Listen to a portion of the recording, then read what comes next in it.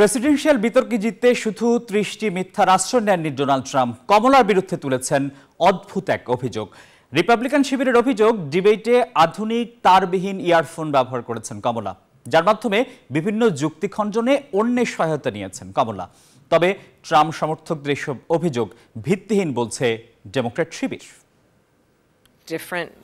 কানে ইয়ারফোন লাগিয়ে ফিলাডেলফিয়ায় প্রেসিডেন্সিয়াল বিতর্কে অংশ নিয়েছিলেন কমলা হ্যারিস।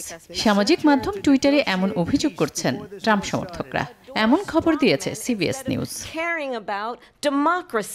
রিপাবলিকান শিবিরের দাবি, কমলা যে কানের দুল পরেছিলেন তা সাধারণত কোনো ইয়াররিং নয়, এটি আধুনিক তারবিহীন ইয়ারফোন।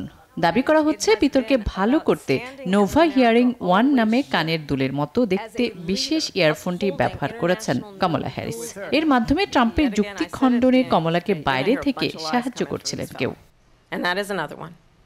তবে ট্রাম্প সমর্থকদের এসব অভিযোগ উড়িয়ে দিয়েছে ডেমোক্র্যাট শিবির।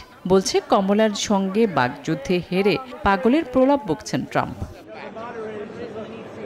তবে এই দাবির পক্ষে কোনো প্রমাণ দেখাতে পারেনি ট্রাম্প সমর্থকরা, কেননা এই একই কানের দুল পরতে কমলা হ্যারিসকে আগেও দেখা গেছে বহুবার। আসমাতুলি, নিউজ 24।